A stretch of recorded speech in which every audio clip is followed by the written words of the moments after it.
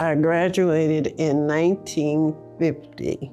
We did not have kindergarten, so I went from first grade to 12th grade. After it burned and they moved it, they separated, I think, first through sixth, but we were all in that same building. My grandfather, his name was Reuben Napoleon Cheney, Sr. He was a strong disciplinarian. I loved him very much because he taught life lessons.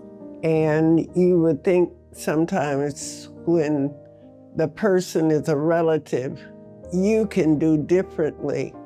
But one of the things that he taught me that has followed me through life, he believed in things being just right.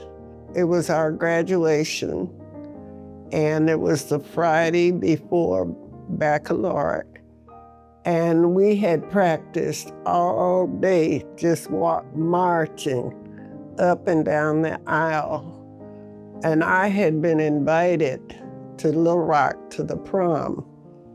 And my grandfather didn't believe in dancing anyway. And he said, anyone who is not here when I dismiss will not get a cap and gown.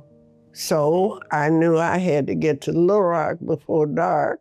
So at 4 o'clock, I just walked out and went home and didn't tell my mother that I had walked off. I went to Little Rock to that prom, had a good time, came home late the next afternoon, and I was told, I guess you know you're not gonna march tomorrow because you weren't there. I really didn't care. I also sang in the choir. And when I got there, my grandfather put me on the stage and told me to apologize. And I really didn't know what for. So I got up and I said, I want to apologize for what I did. What did you do? I left school. Where did you go? I went to Little Rock. For what? I said, to a prom. You mean a dance? Bella dancing. And by that time, my two singing advisors, Miss McPherson and Miss Kirby, said, we accept her apology. Will you please let her march? And with that, it was taken out of his hands. And it's about 30 minutes before time for the program to start. My girlfriend lived across the street. They gave me this wrinkled robe that had been packed up for a month, and you know how wrinkled it was. And we ran across the street to press the wrinkles, and her iron blew out. So I came down the aisle in that wrinkled robe. I learned that rules were made for a reason. And from that day to this, I don't think I have broken one. There were 4 of us that started in the first grade together. 3 of us finished college together, and 1 of us went 2 years of college and had to leave. And I am the only one living out of the 4. And it was a beautiful relationship. It was Fannie Mayer, George Wesley, Tom Stevens, and Ramona Cheney. And Fannie's mother was a teacher. Tom's mother was a teacher. George was reared by his grandmother and grandfather. Well, teachers were very well respected during that time. And not only were they respected as teachers, but they would be called about other problems. If they had problems with a child or what type of appliance should they buy, that I was to the point, I never wanted to teach a day in my life. And then if a boy got picked up by the police, he called my grandfather. And if my grandfather said, oh, he's a good boy, they let him go. If he said, oh, he needs time to reflect, they kept him at least a day. So it was just a very good experience.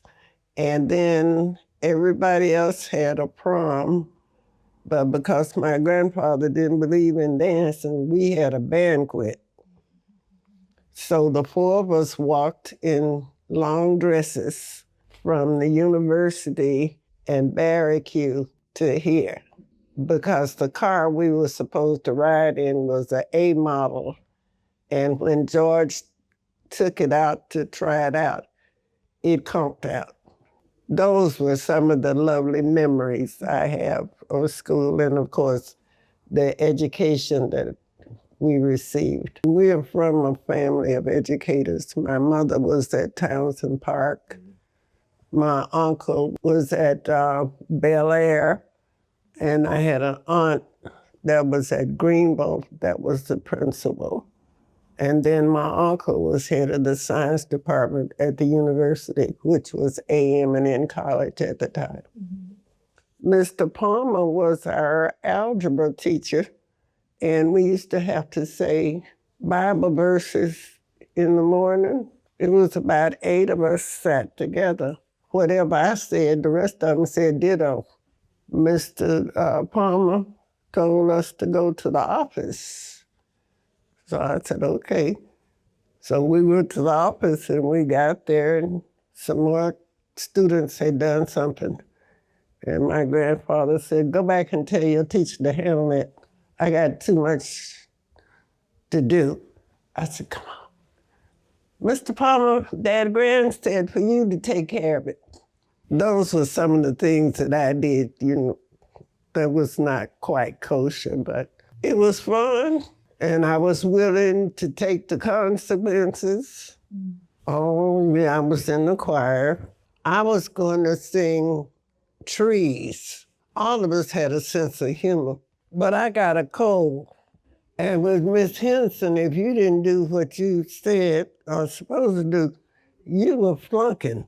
So cold or no cold, I got up and struggled through Trees. And when I got through, George said, when you got through with them trees, they was bushes. I said, but it was Miss Henson, wasn't it?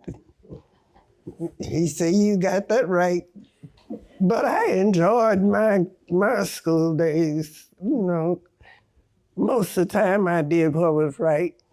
Well, I liked geometry when Mr. Gillett, Doc Gillett taught it. It was the process, and it made it very easy to do. And I always said I didn't like math, but I did like geometry. And maybe it's because dealing with lines and angles. The teachers were all very nurturing. They knew who could and could not do what. But there was never any put down. It was a lot of love, a lot of practice by doing, or teaching by showing. And my mother was very good at that. She said, instead of telling, you practice it or you show it. My mother was a teacher at Townsend Park. In fact, they ended up making her the social worker because she'd been in the district so long. Whatever the children needed that lived in the rural, she'd go get them. And she had a contract where she could, whatever they needed. I got married and went to Seattle. And I told you I never wanted to teach. I worked at Bourne, and they made more money than teachers to begin with. But then I had children trying to find adequate child care, and Head Start started. I decided to apply as an aide to see if it was something that I liked in working with small children. And that's when I realized I had a lot to offer. How little we had compared to what you had in big cities, and that some of those children didn't know the grass was green. and the sky was blue.